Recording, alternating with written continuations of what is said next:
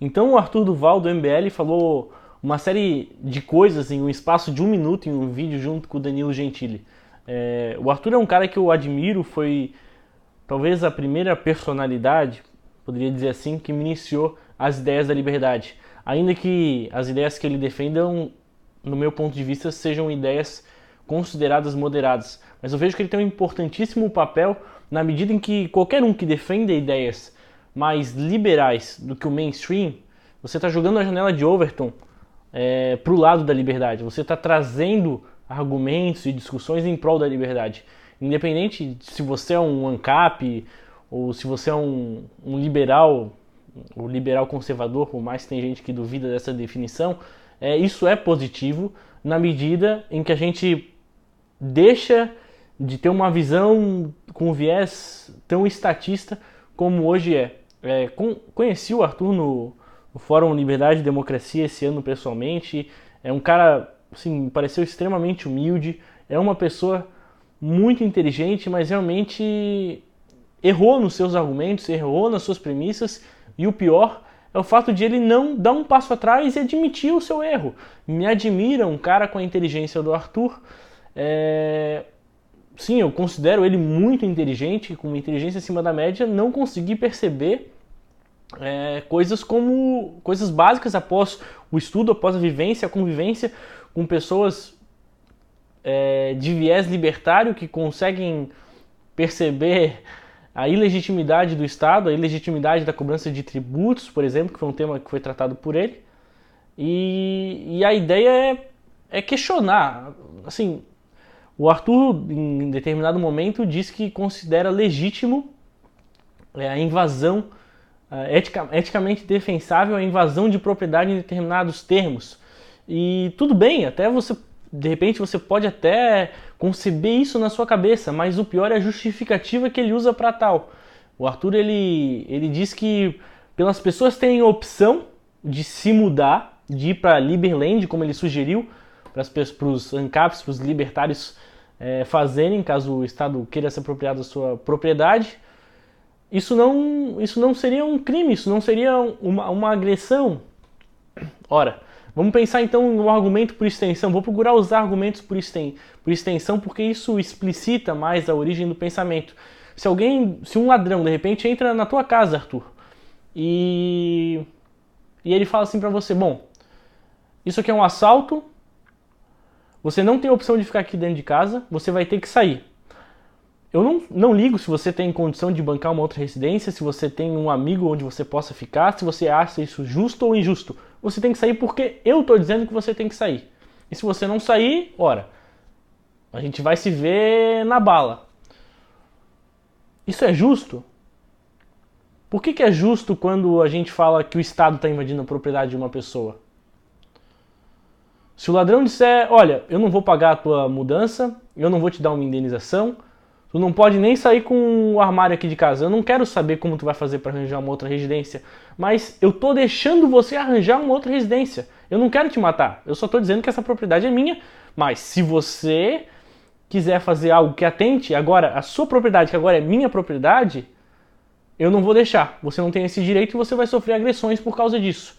Isso é inconcebível você dizer que isso é justo. É inconcebível você dizer que isso é eticamente defensável. De igual modo, é inconcebível você dizer que é eticamente defensável o Estado violar a propriedade de um indivíduo. Se um ladrão não pode fazer isso, por que um grupo de pessoas pode invadir uma propriedade de outrem? Como que você pode dar o direito que o indivíduo por si só não pode deter para um grupo de pessoas? Como que esse grupo de pessoas consegue esse direito? Esse grupo de pessoas não consegue esse direito. E essas são as mesmas premissas pelas quais a gente tem que pensar quando o Arthur fala que imposto não é roubo. Ora, você pode até dizer que o imposto é justificável ou que ele é necessário. Tudo bem, isso é perfeitamente normal dentro das nossas atuais condições de imersão na sociedade e de tanta doutrinação que as pessoas sofreram. Todo mundo demorou, eu acho, para perceber que imposto é roubo. Agora, você negar isso, um cara com a vivência do Arthur, isso é um pouco preocupante. Vamos dar um exemplo. Você tem o Roberto e o Antônio. O Roberto e o Antônio nunca se conheceram, nunca se falaram, construíram a propriedade deles ao longo de suas vidas. O Roberto viu o Antônio pela primeira vez e deu soco na cara do Antônio. Isso é eticamente... Isso é antiético e moralmente indefensável ou o contrário? É tudo bem o Antônio pegar e dar um soco na cara do Roberto, sem eles nunca terem se visto. E se o Antônio, ao invés de dar um soco na cara do Roberto, ele rouba o seu carro? Ou se ao invés de roubar o seu carro, o Antônio rouba seu dinheiro? E se ao invés de roubar seu dinheiro, o Antônio rouba seu dinheiro para pagar educação e saúde para as pessoas? E se ao invés de roubar o dinheiro para pagar saúde e educação para as pessoas, o Antônio pede para um grupo roubar o Roberto para repartir essa quantia que for roubada e destinar a outra parte de recursos para a saúde e educação das pessoas? Isso passa a ser, de alguma maneira, eticamente, moralmente defensável? Em que ponto isso passou a ser eticamente e moralmente defensável? Em que momento é justificado que uma pessoa possa fazer isso com outra pessoa? Em que momento é justificável, aliás, se você acha justificável, né, fica aí o questionamento, você acha justificável alguma pessoa iniciar uma agressão contra uma pessoa que esteja pacífica? É eticamente defensável? Porque eu me recusar de pagar impostos implica numa ação por parte do Estado. Isso é justificável? De que maneira? Então esses são questionamentos que são necessários serem feitos e respondidos pelo Arthur, que diz que se mostra aí aberto à discussão. Essa discussão foi levada longe aí por vários grupos, mas de que maneira? Por exemplo, é justificável alguém roubar 100% do seu salário? É justificável alguém roubar 90% do seu salário? É justificável alguém roubar 80% de tudo aquilo que você produz? 70% talvez? É justificável alguém roubar 40% de tudo aquilo que você produz? No Brasil, a gente já é roubado em 40%. Se é justificável, em que momento isso passa a ser justificável? Aos 45, aos 50, aos 60, aos 90? Ou é justificável alguém roubar 100% daquilo que você produz? Esses são os questionamentos que a gente espera ouvir de alguém que fala que vai questionar tudo. De novo, assim, eu respeito o Arthur, respeito a opinião dele, mas não consigo respeitar a falta de respostas perante esse posicionamento importante por parte dele. O imposto, por definição, é roubo. O imposto é o confisco da justa propriedade mediante a ameaça de violência ou a ameaça concreta. É a mesma definição que você iria utilizar para definir um roubo, né?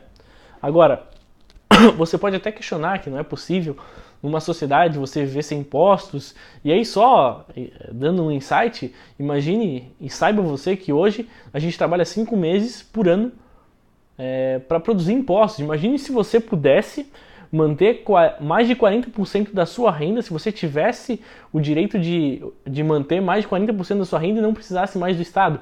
Imagine quanto o país não iria se desenvolver em pouco tempo a sua renda, que já seria imediatamente pelo menos 40% superior, iria se tornar em um prazo de 5 anos, talvez 100%, você talvez dobraria a sua renda, triplicaria a sua renda.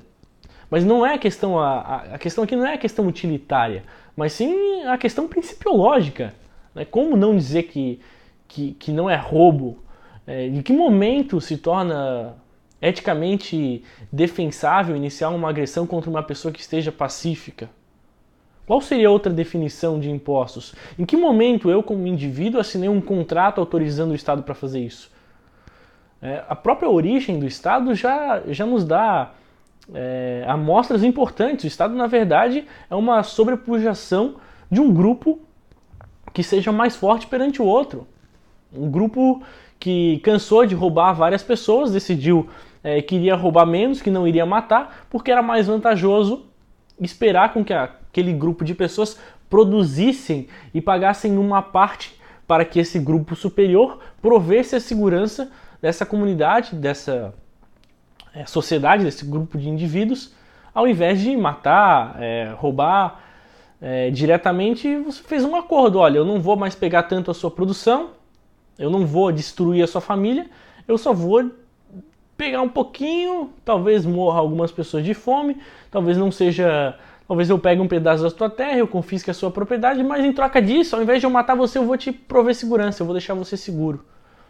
Em que momento surgiu esse contrato social?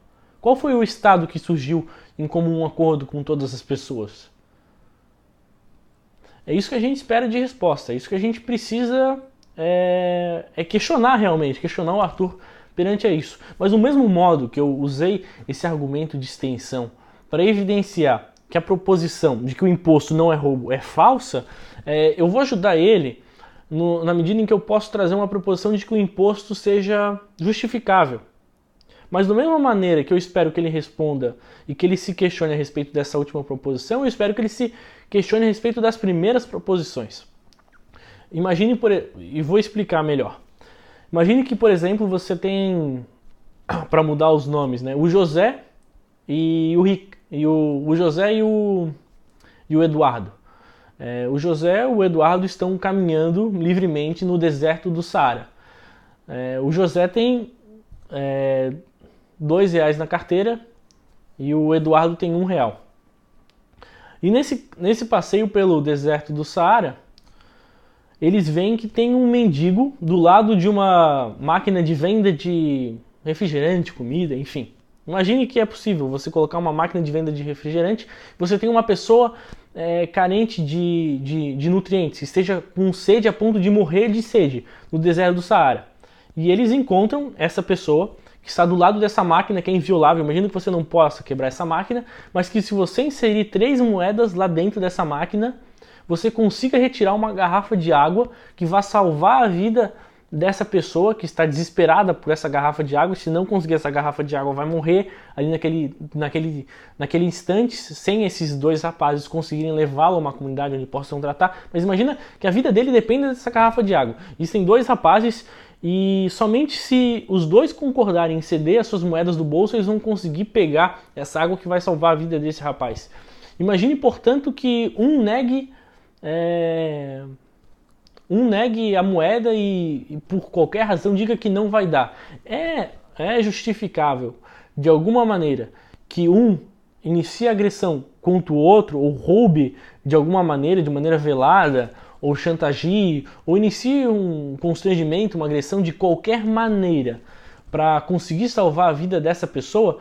Imagine ainda na hipótese de que os 2 são muito ricos, são milionários e que essa moeda nada vai fazer falta. Talvez você até possa considerar que isso seja eticamente defensável no seu ponto de vista. Veja que eu estou fazendo um caso muito extremado, mas a questão é, ainda que justificável, isso não deixa de ser roubo? Não, isso é um roubo, isso é um claro roubo. Agora, você pode até tentar achar justificativas para esse roubo, mas o que você não pode dizer é que isso não é roubo, porque senão a gente vai partir para uma semântica freestyle onde tudo vale tudo, e não é isso que a gente quer. Bom, pessoal, por hoje é isso. Espero que o Arthur veja meu vídeo e reflita, não precisa responder, mas reflita na sua cabeça as suas proposições. Questione-se, né? Vamos questionar tudo. Até mais.